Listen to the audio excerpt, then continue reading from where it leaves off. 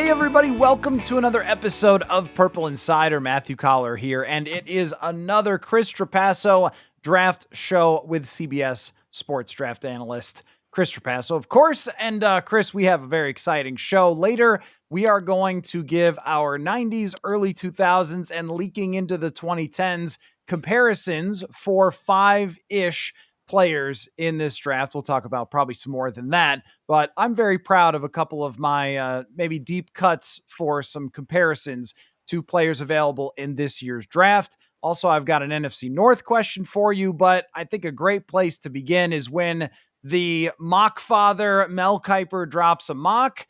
It's great to talk about it. So, Chris, how are you? We're kind of in that, like, everybody's just mocking a bunch of times, and we're all waiting for something to happen here before the draft. Yeah, this is the calm before the storm because like the rumors the week of, like those are usually legit. And I don't know if because I've been of the belief, we've talked about it, that I don't really think too many insiders are just getting like teams draft boards. Like here's who we're going to pick a month out. But it seems like week of Tuesday, Wednesday, day before the draft, that's when we get some juicy rumors. At this point though, you're right. Like I'm good. Everything's great. Still working through these evaluations, but yeah, we're kind of in a weird lull, even though we're only like 2 weeks away from the draft. So why don't we go through what Mel has to say, and we'll do the make a noise game in a second, but we'll start with the 24th overall pick, where Mel Kiper has the Minnesota Vikings taking Donovan Jackson, the guard from Ohio State. Now, I like Donovan Jackson quite a bit. I think that he has some unique skill set as somebody who could kick out to tackle, but also was an exceptional guard. The 24th overall pick for Donovan Jackson, though, and let me give you a couple of the picks that happened after him, including Malachi Starks. Also, Maxwell Hairston was taken the first round in this. I feel like there are other players on this board that the Vikings, Luther Burden, Walter Nolan, Azaria Thomas, like there's other players here that I think, wow, actually, I didn't even realize this. He has Kenneth Grant going 43rd and Trey Amos. Yeah, There's Trey Amos going 44th. So there's 5 or 6 players here that I think I would have gone with instead of Donovan Jackson. How do you feel about that?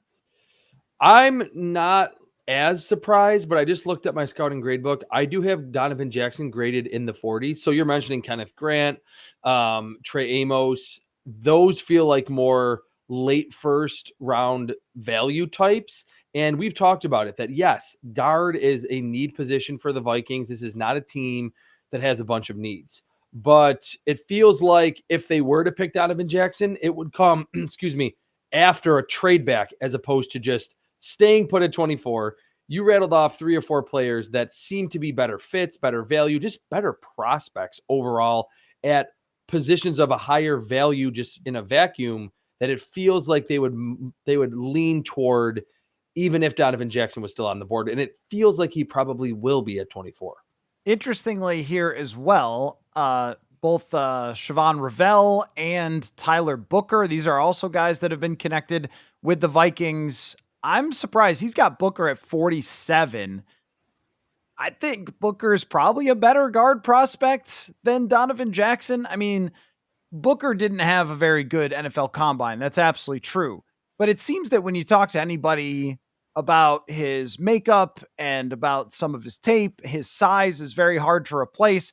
I just did a podcast with former Viking guard Jeremiah Searles, who's very, very high on the idea of Tyler Booker. This order is different. Now, of course, as you're a mock draft artist like yourself or Mel Kiper, you're not always going to just do it the exact way everybody else does. You should go on what you hear and what you think. But some of these are just surprising places to have some guys that have been connected to the Vikings at the back end of the first. Yeah. Can you read off some of like 24 through 30? Because if he doesn't have Kenneth Grant and Trey Amos and Azaria Thomas going later, there have to be some quote unquote surprises going at the end of the first round. So he's got 23rd to the Packers is Michael Williams, or is it Mike? I haven't looked at outside linebackers. I think it's Michael. Okay. Gray Zabel, 22nd to the Chargers. 21st is Derek Harmon. So there's kind of some of our darlings there. Tet McMillan going 20th to the Broncos. Nick Emenware to the Tampa Bay Bucks at 19th, Calvin Banks at 18th. I What mean, about after the Vikings? and right after the Vikings is Josh Connerly from Connery, Oregon. Oregon. Again, tackles, haven't looked at them. Jackson Dart to the Rams, which is interesting. And then Mm. Malachi Starks to Baltimore, which is an odd one a little bit considering they have Kyle Hamilton there. So, yeah, I mean, I think one of the things it tells you by all the names we were able to rattle off is those trade down scenarios don't sound too bad because all of Mm-mm. these prospects, I feel like you could make an argument for 5 or 6 guys there, even over Donovan Jackson. And we said early in this process, and I mean, maybe it wasn't crazy early, maybe it was around the combine, that this truly, and I'm trying to steer clear of any of the draft cliches. I said the whole one last week that always bugs me of that there is not a big difference between player 16 and player 70. I say that every year. But what I really do believe this year, and I'm trying to think back over the last 3 or 4 years that we've even done this show together, there's more uncertainty from pick 16 to 32. Like, it's not surprising that Mel Kiper's mock and maybe Daniel Jeremiah's and mine and Mike Renner's and Sam Monson's will all look different on the back end. That really there are like 30 different possibilities or 40 different possibilities of prospects to fit into those final 16 slots. Having said that, like, it kind of segues into what you just mentioned and what another drum that we've been beating this entire draft process. Trading back for the Vikings, not only is it something they should just do from a draft capital standpoint, but it will behoove them to do so because there will be plenty of D tackles, corners, safeties, and maybe some of those tackle guard converts, and maybe even Tyler Booker or Donovan Jackson still available. So it's not like if they trade back, they're going to be missing out most likely on some big time prospects at need positions for Minnesota. So I think the way that the Vikings should approach this draft is if players that are projected to be in the top 15, and think about last year, everybody had Dallas Turner going in the top 10. And then all of Yeah, a sudden he's available and the Vikings exactly. decided to go get him. I think they'll take the same approach here. When I look at some of the players that are ahead of the Vikings, like a Gray Zabel, a Derek Harmon, I think they're close to the just take them. Emin Ware is probably in that ballpark too. And then you have some guys that are projected very high. Like, I know we're a little different on Jahdae Barron, but he's mostly in the top 15. Will Johnson is another guy that's mostly in the top 15. One of these players on draft night will probably Yes. surprisingly fall, just the way Great things point. work out with team needs, and teams have different opinions. But I think if I was there, let me read you those guys again that are also available. And you can tell me which one you would pick, and then I'll tell you which one I'd pick Okay. instead of Donovan Jackson, who, by the way, I think is a good prospect, and next to Christian Darrisaw would be good. Malachi Starks. Hold on, let me scroll. Maxwell Hairston. Also, Igbuka is there as well, wide receiver. Luther Burden, Walter Nolan, Azaria Thomas, and Kenneth Grant and Trey Amos. So that's a lot of different guys that I think could be targets for the Vikings. Out of those, if you were sticking and picking at 24, who would you take? I think Walter Nolan, because to me, the defensive tackle position, it's not edge rusher, it's not offensive tackle or wide receiver, but it is a position that is seemingly growing in importance in the NFL. And with Minnesota, it would play by the same book that we saw last year with bringing in Jonathan Grenard and Andrew Van Ginkel and then trading up for Nolan Smith, understanding that he's young, he's explosive, and his Dallas best Turner, football, or sorry, Dallas Turner. I always confuse Nolan Smith with Dallas Turner because they were so similar as prospects. To me, Georgia, Alabama, very interchangeable programs. Dallas Turner, it would be a same philosophy that we would see play out in that Nolan is young. He has a lot of upside because he's a great athlete, and we saw the production in that final season at Ole Miss really shoot through the roof. And that learning from those veterans up front, I think, would be so great for him, and to not put too much on him in his rookie season. The only thing I wouldn't love about it is not directly impacting JJ McCarthy, and that's some like another theme that we've had. But with all of those players available, it would probably be Walter Nolan or maybe Malachi Starks with a similar idea in mind. Guys, if you watch the show all the time, you know that I'm a hat guy. But if you're wearing hats to cover up for your hair loss, then I've got something that can help you. It's called Hims. If you've lost your hair, that doesn't mean you can't find it again. Try Hims Hair Loss Solutions, and you'll be joining hundreds of thousands of subscribers who have found their hair again. Hims makes treating hair loss simple with clinically proven ingredients that can regrow hair in as little as 3 to 6 months. Choose from personalized chewable, oral, spray, or serum treatments to find what works best for you. The process is simple and 100% online, so there are no uncomfortable doctor visits. Start your free online visit today at hims.com/purple insider. That's HIMS.com/purple insider for your personalized hair loss treatment options. Him.com/purple insider. Results vary based on studies of topical and oral minoxidil and finasteride. Prescription products require an online consultation with a healthcare provider who will determine if a prescription is appropriate. Restrictions apply. See the website for full details and important safety information. I was thinking about Malachi Starks as my answer. Of course, Luther Burden is always going to be interesting to me, and Egbuka as well. Either one of those guys would so many possibilities. Yeah, I mean, a heck of a wide receiver 3. So if it's not them, Kenneth Grant is a really hard player to turn down at 24th overall. Even though he is not the same type of Walter Nolan, get into the backfield to penetrate, he's just a rare beast. And you look at how desperate offensive lines are for any sort of talent, how many undersized players end up kind of getting thrown into the mix throughout the year with injuries and so forth.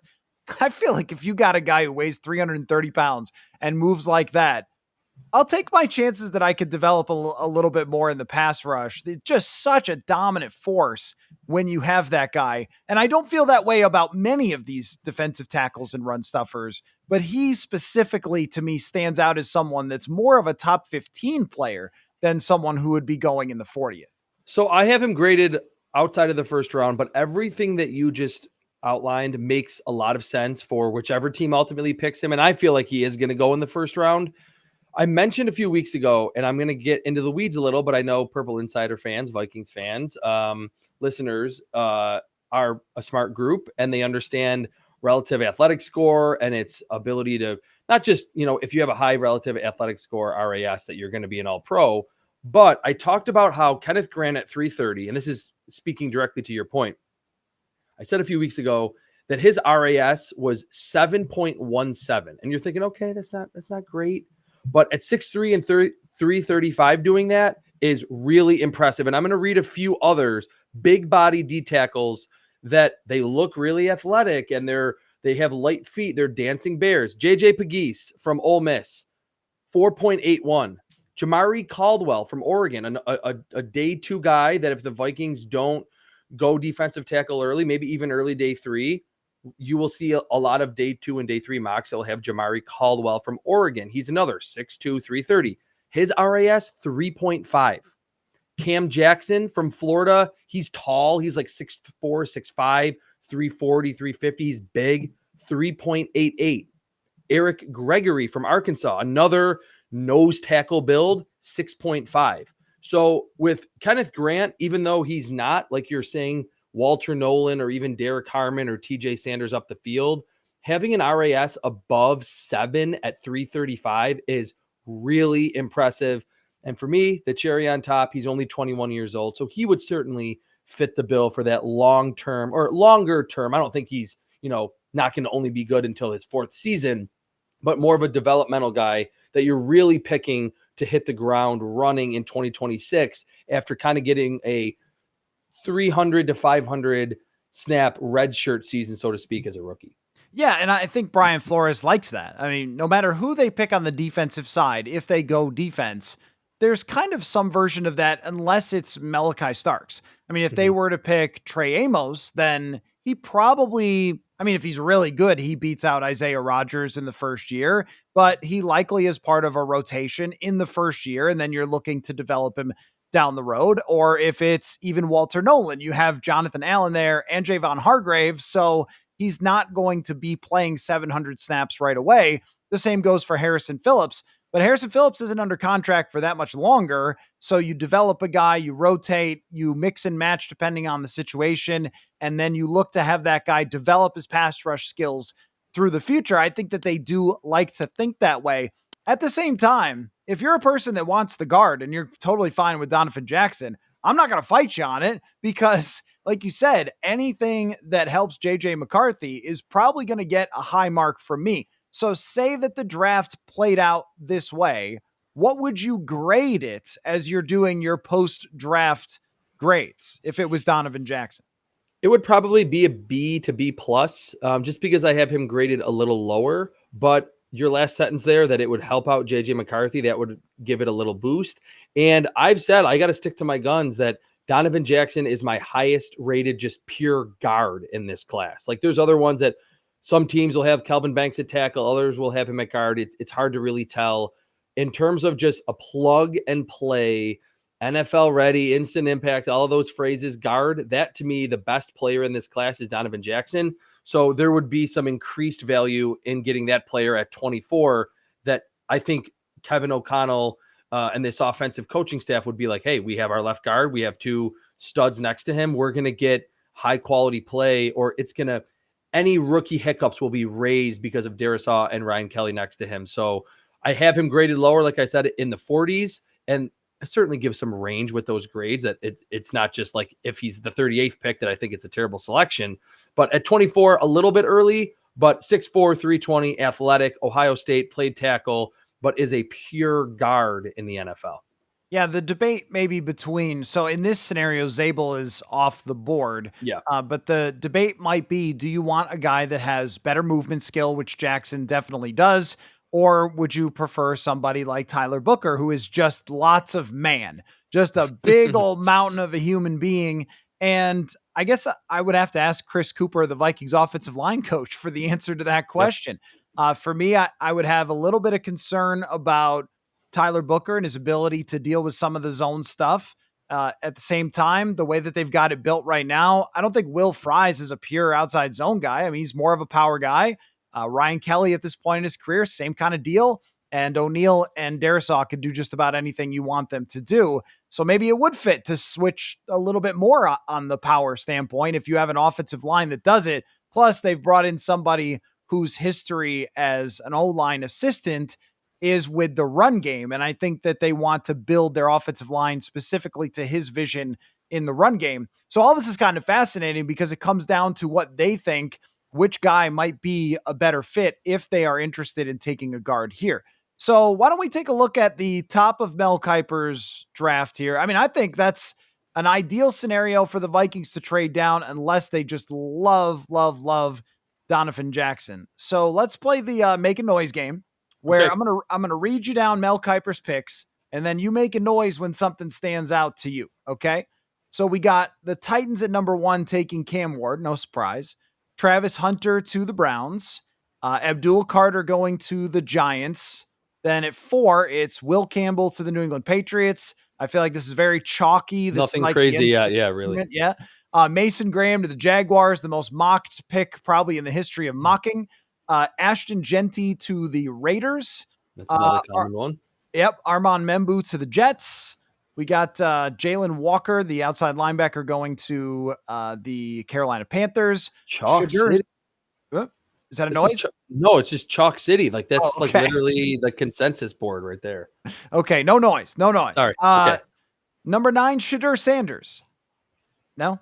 Yeah, that's chalky too. I mean, I feel like everybody has this. This actually might be the year. We always make fun of the draft analysts getting it wrong in their mocks where everybody nails a lot of this. How about this one? The Bears with Tyler Warren. No? Okay. Yeah, Okay. no. No? Is my noise. And that it would be intriguing because they miss on Ashton Genty, and I feel like they probably want him because we've talked about the obvious comparison in explosiveness and big playability to Jahmyr Gibbs coming over from, or not coming over from Detroit, but Ben Johnson coming over from the Lions to get that spark plug in the run game. They have Cole Kmet. They have receiving options. It would make the Bears more formidable in 12 personnel, obviously. And I wonder what that would do to help Caleb Williams' development to have another guy that can really stretch the seam. And I wonder in this scenario, which is somewhat chalky, that's why I didn't like jump out of my chair, in that what it would do for Ty Warren, and that he was the focal point. They were throwing him tunnel screens like he was Percy Harvin at Penn State last season, where he wouldn't be someone in the NFL that's going to be getting 7 to 12 targets every single game. How much of an impact can he have in that regard? I think that would be too early for Tyler Warren, but it does feel like somewhere inside the top 15 is where he's ultimately going to go. So here's a question. I'm just going to sprinkle this in. I was going to ask you as a separate topic who the Vikings should least want the other NFC North teams to get their hands on. Who would be the answer for the Bears? And then we'll talk about the Packers and the Lions picks in this mock. Who would be the player that if you are sitting in Minnesota in that front office, you're like, don't let the Bears get blank? Ashton Jeanty on offense, just because of what Ben Johnson showed he can do with a young, explosive running back. They used Gibbs so creatively, and they didn't just give him 50 carries right away. They have DeAndre Swift there. I think it would be the same situation, relatively speaking, early on for Jeanty. And on defense, it's not going to happen. So Vikings fans, don't worry.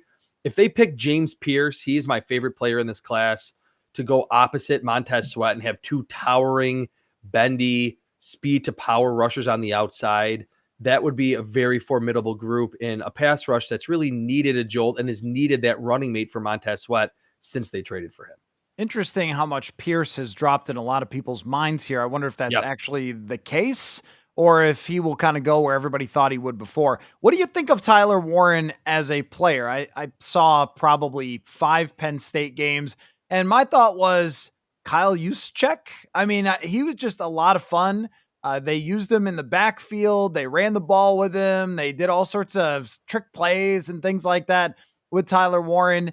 And I think if you're a football player, you're a football player. We kind of went through this with Brock Bowers a little bit, where somebody going to kind of overthink that one. That guy is just a ball player. And I feel like the same thing for Tyler Warren, that he will find a way to impact an offense. The question for me would be how much, because even if, when a team, when I think of, and I know he's not like a pure gadget player, like he's a real tight end, but when I think of gadget players, I think they're great to have on great teams.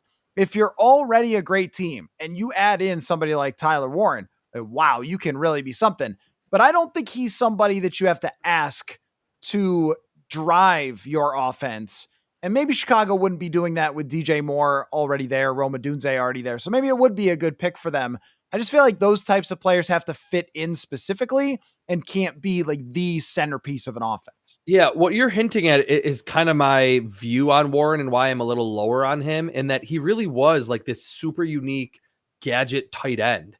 That you're right in that he's just a great football player, but it felt like he won just with his physicality and athleticism and just kind of being like the guy on varsity playing a bunch of JV guys. That's not going to really be the case in the NFL. We didn't get to see him work out, which is kind of a bummer. He measured in a little bit smaller than expected. He was listed at like 6'6", 265, and he was smaller, shorter arms, not as big hands. The difference, though, in terms of, yes, they're both great football players. Brock Bowers was like an elite separator. Like he ran amazing routes and was like hair on fire after the catch. Ty Warren like made some ridiculous plays. He hurdled guys, but on a routine basis where he wasn't just given a free runway because there was a misdirection, I didn't see the same type of yards after the catch ability. So I think you're right in that it would be a little bit of a weird fit, and that it would be almost hard for a team to get the return on investment that you want out of a top 7, top 9, top 10 selection, because you have to use him in kind of a unique way. This is not, let's funnel him 150 targets. He's going to repeatedly get open, stiff arm guys, make defenders miss in space. He's not that Brock Bowers type of sudden athlete. He's just kind of the overgrown high schooler playing against, again, a bunch of JV guys. And I don't know if he'll have that same advantage in the NFL. He's somewhere between like Kyle Juszczyk. I saw Dallas Goedert because he's another big physical specimen at tight end. It's a good point because I don't know if he can be the focal point of an offense like Bowers was last season. All right, let me look at Green Bay and Detroit, and then we will get to our same 2 questions. Fun topic. Yeah, same exact question. I mean, Green Bay, this is Mel Kiper's mock. Michael Williams, the outside linebacker to them. makes some sense, but at the same time, Luther Burden and Emeka Egbuka both on the board. I think the question being, who do you not want the Vikings to draft? My answer would be any good wide receiver. Keep doing that thing where we've got 6 okay receivers. Well, that sounds great. If you're the Vikings, please keep doing that. So my answer would be, I don't want them to get Luther Burden or Emeka Egbuka. Right when you said it, I was going to say Luther Burden. He is a top 15 player on my board. He's 21. The yards after the catch ability is tremendous. And for as much as like you're mentioning that they've have like just a litter of these okay wide receivers, LaFleur hasn't, even though he is also on the Kyle Shanahan coaching tree, obviously, which is to me like the best system to accentuate yards after the catch in the NFL. We've seen that with George Kittle in Miami and everything. Cincinnati with Jamar Chase. The Packers don't really have that guy. I mean, Christian Watson at times has made big plays after the catch, but he's been injured a lot. And a lot of his yards after the catch, just linear, just because he's big and fast and has long strides. Luther Burden, to me, my comp is DJ Moore. So I think to get that type of player in the Packers offense who can let Jordan Love get the football out of his hands quickly and then make 3 guys miss and it's a 15-yard gain, that would be the scariest thing for Vikings fans and the rest of the NFC North, because they haven't really had that wide receiver. Good route runners, physical specimens, but not that big-time yak type, and that's exactly what Luther Burden is. No, and it's a great point because Matt LaFleur is excellent at drawing up that screen game. It's one thing I think that Absolutely. he has been phenomenal at in Green Bay, and I think we know that Jordan Love, he's a big swinger down the field trying to throw bombs, and when they've had their most success with him, it's kind of screen, quick pass, underneath, bootleg, and then the occasional wow deep shot from him. And if you have a player who can get yards after catch, I think you're going to get a lot there. So I mean, if I'm the Vikings and they draft an outside linebacker, you're like, okay, go ahead. That's totally fine. Especially one that's down the board at this point. Now, Detroit also takes an outside linebacker. Don't know how to pronounce his last name. Have not looked at these guys at all for the Vikings. From Boston College, Donovan Izaraku. Okay, that's who they take here in Mel Kiper's mock. Who is the player that the Vikings should least want the Detroit Lions to draft? I would say Mike Green, the edge rusher from Marshall. Similar to James Pierce, he's taller. He's a little bit more slender. He's got to get stronger. And similar to James Pierce, there's apparently some off-field or maturity issues. We don't know if those are real or just a team like the Lions are pushing that to get him to fall. The speed to power conversion at times is very good. The outside speed rush, bend, pass rush moves are all there. Now, he was doing that against teams that Marshall played, lower competition. But the upside and not having to be the number one guy with Aiden Hutchinson there, that's exactly what that defense needs, a running mate for Aiden Hutchinson. They've tried it with a bunch of different players. Some didn't work out. Some got hurt. That player is someone that I think in Mike Green that has a ascending profile that I think could be really accentuated over the next couple seasons in Detroit. I was thinking that outside linebacker might be the real choice here. Because if you pair somebody with Aiden Hutchinson, how dangerous that could be on both sides. You saw it with Zadarius Smith when he came in, how good he was for them. You just don't want that if you're them. But I was also thinking they have McNeil and they have Onwuzurike. And if you added Kenneth Grant to that interior, if you had a guy, right, if you had that much beef, that would be pretty scary to go up against. But I think it's something along the D-line is probably the right answer here, because they've got a lot of other stuff going for them on that Detroit Lions defense. All right. This is one of our favorite times of the year. We tease the heck out of it every year, but we're finally at the moment where we can give our 90s, 2000s, and now we've stretched it to 2010s. Should probably just call it old school comps. You have to comp to players who came into the league at least 10 years ago to make it an old school comp. So I have 6 or 7 of them. I think you've got 5 of them. Why don't we just begin with the guy that is most projected to be the number 1 overall pick in Cam Ward? Who do you comp from the 90s, 2000s, 2010s to future Tennessee Titans quarterback Cam Ward? All right, I'm starting this year's old school comps with a David Garrard comp for Cam Ward. Now, David Garrard was a little bigger, was a little thicker than Cam Ward, but in watching those really pesky and overachieving Jaguars teams of the early to mid 2000s into maybe 2010, 11, 12, David Garrard was always getting the most out of his athleticism. There would be that, and I say this, I like use this example a lot. The 3rd and 7, he could pick up 8 yards for you with his legs. Didn't have a super strong arm, but could make that tight window throw when you really needed him to. Wasn't a great sack avoider, but wasn't getting sacked 50 and 60 times a season. And his accuracy was pretty good. He just kind of got by with being above average in essentially everything. And I think his improvisation was probably a little ahead of its time, but he was not Michael Vick. He was not a big time athlete. It's kind of exactly how I feel about Cam Ward. He's actually my legitimate comparison for Cam Ward. I had a hard time. It took me a long time to actually come up with that comparison, even just for CBS Sports, but it works with the old school comps today. I see a lot of David Garrard in Cam Ward. Yeah, that's interesting. I was looking at Ward a little bit differently than you, and you'll see this Okay. in my comp. And maybe part of it is I might have pro day bias. I think David Garrard ranked among the quarterbacks around that time, similarly to where I see Cam Ward. Like he was never a top 10, but he was also never the 25th best quarterback in Mm-hmm. the league. He can win you games, he can make some spectacular plays, but it's not going to be one after the other. And his arm strength was pretty good. But when I was watching Cam Ward in his pro day, it's like, man, he can really sling it with some power. But I think that Cam can also be pretty reckless back there and try too many of those tight window throws. And that's why I went with Jay Cutler as my comparison for Cam Ward, because my big takeaway watching him, probably saw 3-4 games of his this year in college, was what's he doing back there? And he does some very odd things. There was a play this year where it looked like he just stopped playing. And he like dropped back and sort of looked around. And he was like, is he going to run or move or do something? He just sort of stood there. And then he like threw the ball to somebody. It was like, that was a Jay Cutler sort of weird, what happened Smoking to Jay his brain Cutler. on that play? Yeah. Like, I don't think he has Jay Cutler's arm talent, because I think Mhm. Cutler had probably elite arm talent when he was there. But I'm just going to throw it into this window anyway. Somebody's down there. I'll just let it loose. I'm going to be a gunslinger, but I'm also going to take some bad sacks. I'm also going to throw some bad picks. That's why I went with Jay Cutler for Cam Ward. That's really good because that is my biggest knock on Ward, and why, even though I have him graded like somewhere in the teens or like close to 20, why I still think, I'm not going to totally bash the Titans for picking him because they need a quarterback.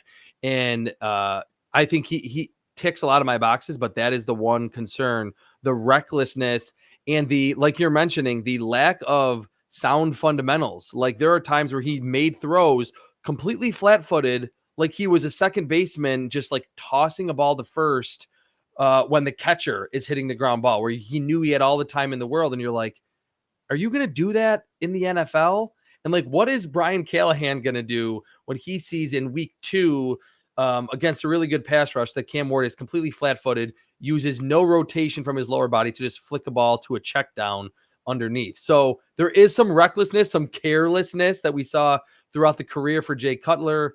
That's actually a good one. I think just the only reason why I couldn't go that far, you mentioned it, the arm strength difference was too significant for me to go with that comparison. Yep, I went play style. Okay, that makes But sense. of course, Cutler's arm was just magnificent. But that "what are you doing" is Cam Ward for sure.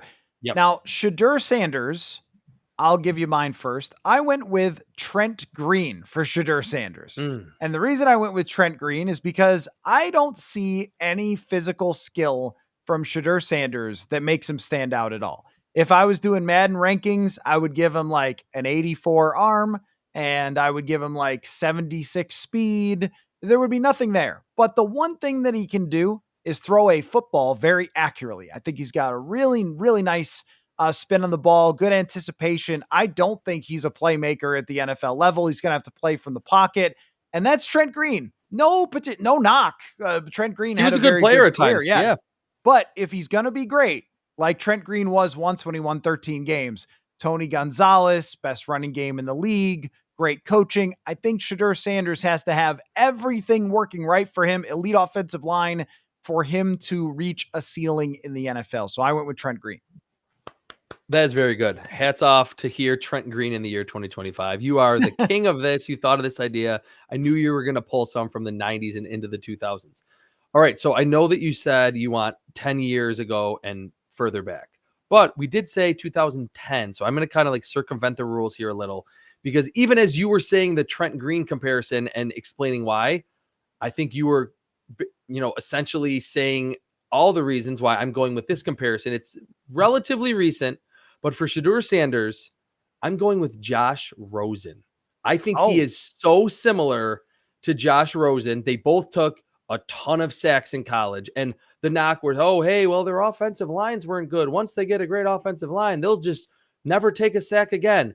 Hyper accurate. And when I think back, that was my first year at CBS, like my 4th or 5th draft that I did. Josh Rosen was the least polarizing quarterback in that class. Some people loved Josh Allen, other people didn't. Some people loved Lamar Jackson, others didn't. Everyone kind of had Josh Rosen as like quarterback 2 to quarterback 4, somewhere in that range. Everyone thought he was certainly worthy of being like a mid first round pick, maybe top 10 pick. Accuracy, rhythm, anticipation, was never a big runner, but if you needed him to kind of get outside the pocket on a bootleg, the fundamentals would be good. He would make sound decisions outside of the pocket, but you didn't really want him running that often. That's kind of how I view Shedeur Sanders. So I think that's like a comparison that I think is actually pretty apt just overall, even if we're not using this old school filter. Now, of course, Josh Rosen maybe was handed a little bit of a raw deal where they went Josh Rosen in round 1 and then Kyler Murray the next year. We never know what will ultimately have happened with his career had his team stayed with him longer.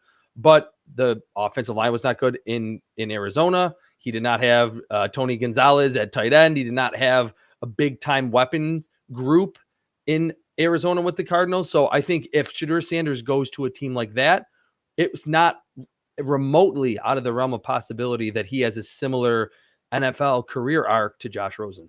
So you went for another episode, which is the bust comps, which we also do every year. Yeah, I can see exactly what you're talking about. And Rosen was also discussed as somebody who had some guts to him, was willing to push the ball downfield. And what ended up happening in the NFL, I think, number one, the passion was not there from Josh Rosen. I think the game just went too fast for him. And he could never really catch up to how quick the NFL really was. And I don't know how much he actually wanted to. And with Shedeur, I don't think it's a want to. I think it's also an understanding of how hard it's going to be. Because when I hear him talk, I think this guy thinks he's Deion Sanders. He's not Deion Sanders, who just walked into the NFL and took over because he's one of the GOATs. It's going to take a lot of work for Shedeur Sanders. So I've got other guys, and I don't know who else you have. So I'm just going to give you mine, and then we can fire back and forth. Yeah, sure. And I went all guys who turned out to be great with my comps for old school.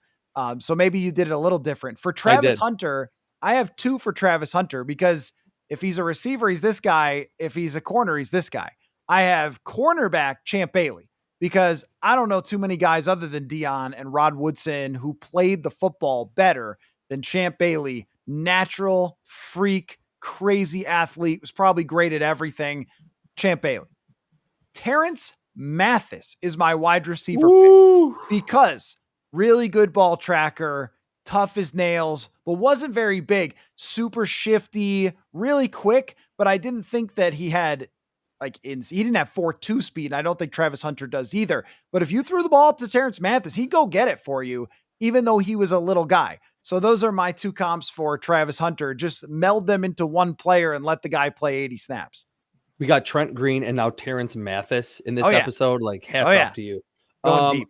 So I went just Champ Bailey for Travis Hunter just because Champ Bailey just played wide receiver and corner at Georgia. He probably could have been like a Hall of Fame wide receiver if they let him play there in Denver and in Washington. One other one that I'm going to go with, I'm sticking with one other or actually there's 2 other quarterbacks I could talk about, but obviously the Vikings are not in the quarterback market, but one that's really funny to me and near and dear to my heart, Jackson Dart. I'm going with J.P. Lossman from the Bills. That J.P. Lossman in that famous 2004 draft class with Ben Roethlisberger, Eli Manning, and Phillip Rivers. The Bills picked J.P. Lossman. And early in his career, I remember watching a game in high school where I don't know if, I guess it wouldn't have been Rich Gannon. He was still playing.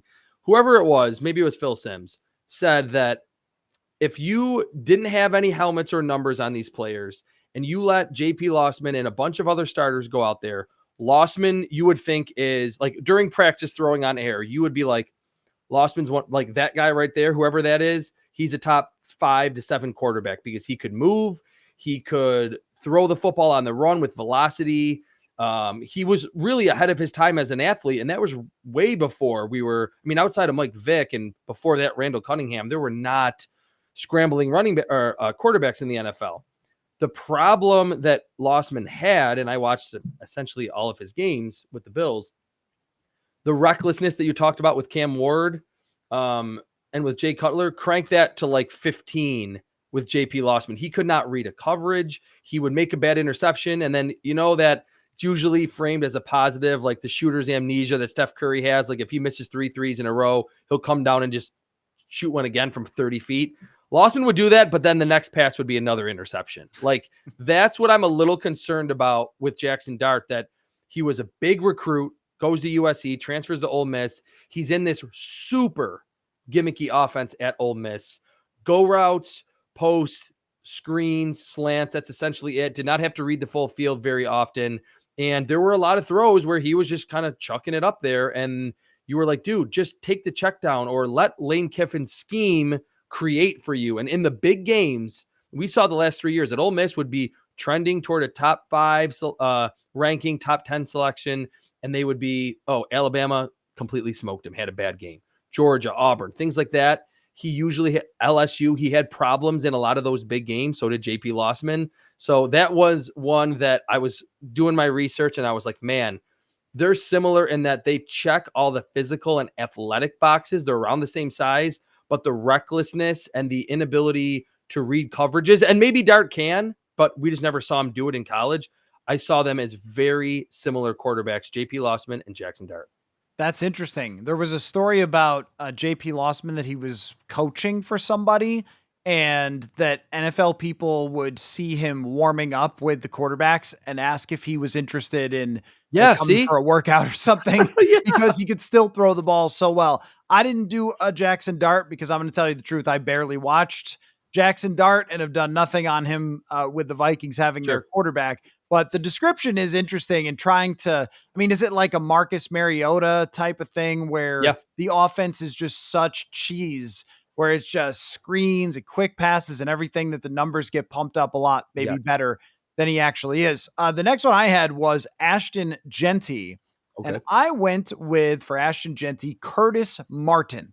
The reason I went with Curtis Martin is that Curtis Martin could do anything and everything and just try to tackle Curtis Martin. I was thinking of a guy who's not the hugest dude of all time, but good luck bringing him down. Just a tackle breaking machine, natural running back. I don't know what his 40 was. I don't know what Ashton Jeanty's 40 is. I don't really care when I watch those guys play football because they are so hard to take down. And Jeanty isn't, Barry Sanders had the record. And so there's those two tied together, but I don't see Barry Sanders. I see he never really gets hit hard. And when he does, he shreds off so many tackles. It's not like this lightning quickness. It's more of just, they can't bring him down. Like he's so sturdy and such balance and so strong that they can't bring him to the ground. I think Martin may have been a little bit taller, but kind of reminds me in that same way, just a hard dude to tackle. That's a really good one too. I'm going to go with similar era, a little bit later, I think. Or actually, no, it's kind of the same era. For Ashton Jeanty, I went with another Bill, Travis Henry, because he was a bowling ball of a back. I think he was around the same size. Like Jeanty's 5'8", 5'9". That's what Travis Henry was coming out of Tennessee.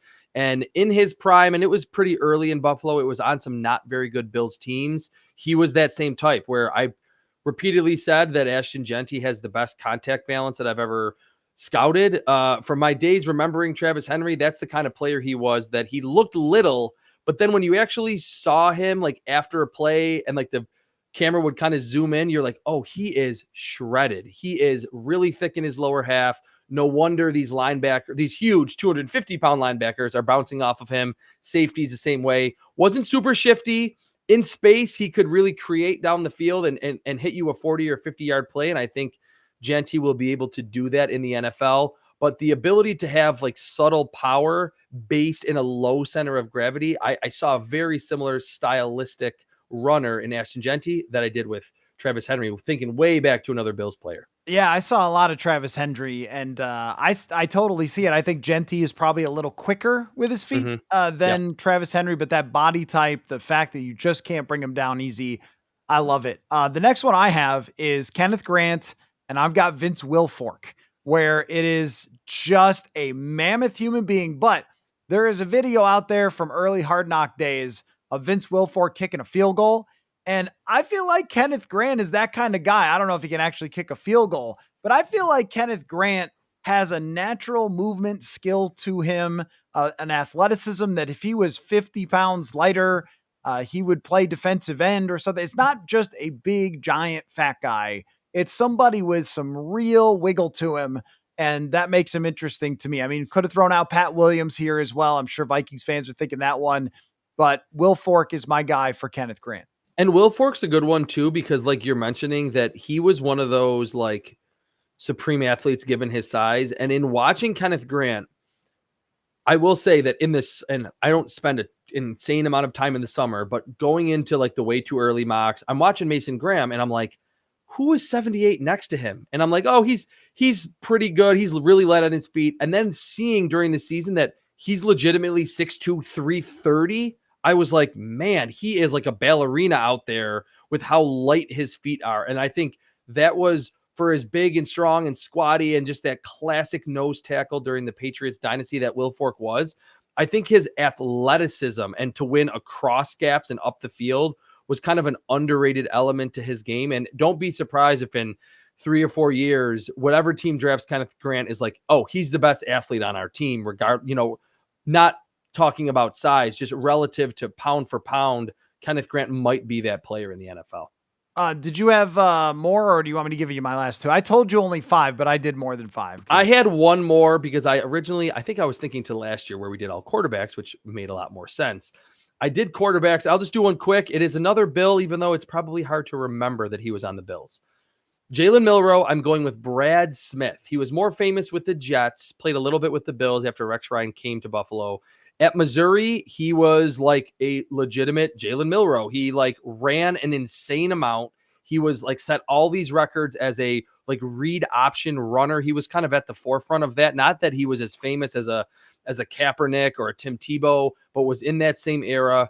Ultimately played some receiver in the NFL, returned kicks, never threw for more than, I think, 17 touchdowns in college, but was considered like a decent enough passer to be picked to be that wildcat quarterback where you would be a little bit afraid of him to potentially throw the football. Milroe has a ways to go as a passer. I think he's further ahead than where Brad Smith was coming out of Missouri, but the just gazelle-like speed in the open field, I think between those two quarterbacks, very similar. I love this poll. Because Brad Smith was kind of everywhere for the Jets on some teams that were really good, and he was such a fun player for them. There's some other guys that come to mind immediately that are along these same lines, like Ray Lucas, who would play on special teams sometimes for the Jets and for the Dolphins. And, of course, we know these guys because I would get them on Madden and they had 90 speed and you would use them like Michael Vick. Seneca Wallace is another one where yes, insane speed, way ahead of his time, great arm strength, but not exactly the precision as a passer that you'd be hoping for. And I feel like the same thing with Jalen Milroe. I just don't think he sees the field at all, and his decision-making is pretty brutal at times. But as a pure athlete, oh my gosh, he should return kicks and play quarterback sometimes and play slot sometimes. He's a really fun player. The two other ones that I had are Luther Burden, Pierre Garçon, because here's what I did. I went back using PFF and I looked at 2010, who led the league in broken tackles for wide receivers or missed tackles forced. And Pierre Garçon was up there. And I was like, that's perfect. Because he wasn't just a yak guy, but he also had this thickness to him where he could run through people and get yards after catch. So I went Pierre Garçon with Luther Burton. Hey, by the way, I think he was like a wide receiver 3 on a great team. I'm just saying. Yeah. Nick Emenware, I went with Adrian Wilson. Big, giant, hulking safety, but also speed, movement, freak athlete. He could blitz. He could play deep over the top. Just that guy who could come down in the box and be intimidating. Pro Bowl Adrian Wilson. And we talked about it last week or maybe 2 weeks ago that Adrian Wilson made plays in deep coverage, and Emenware's film has that too. That I think that was the big reason, even though Adrian Wilson played in that strong safety era where you could be the 6'3", 230 safety and be a presence, he was not just a quasi linebacker. He made plays downfield, and I think Emenware has that capability too, even though he's around the same size as Adrian Wilson. It's now only hitting me that you brought this up a while back. I thought I was genius for coming up with this. That's right. It's good. You did several weeks ago mention Emenware and Adrian Wilson. So that's a joint old school throwback. If you have them, I'd love to see them in the comments. Give me your throwbacks. Don't cheat like you did on Shadur Sanders 2010 or before. Let's get some comps in there. But always one of the fun times of the year. And we will talk about bust comps for some of these guys later on before the draft. But I'll tell you, next week, I think we need to do our own 23 picks leading up to the Vikings and then make the decision. That's another staple of our draft season podcast where we take every pick. And one year we got to Jordan Addison and took him with the 23rd overall pick. So who did we pick last year? It's a good question. Did you pick McCarthy? I think you might be two for the, well, yeah, then they traded back. I know you got Jordan Addison. I went Nolan Smith 1 year where they didn't pick him, obviously. Right. But yeah, so I think that is definitely in the cards what we have to do before the actual draft. I'm assuming that last year we all thought Penix or McCarthy. I don't think we could really play this game as easily last year because the Vikings were at the top and we knew it was going to be a quarterback. It was just, are they going to trade up to get Drake May? Would anybody be willing to do that? Or how's it going to go with Penix versus McCarthy versus Bo Nix? And we have our answer to that now. So This one will be fun to see how it plays out and then how that board looks, how we think it's going to go. So we'll do that next week for sure. But we're getting closer, Chris. We're almost there. So make sure if you haven't listened to all the episodes of the Chris Trapasso Draft Show that you go back and do that. And we'll talk to you soon, sir. Thank you for your time. Football.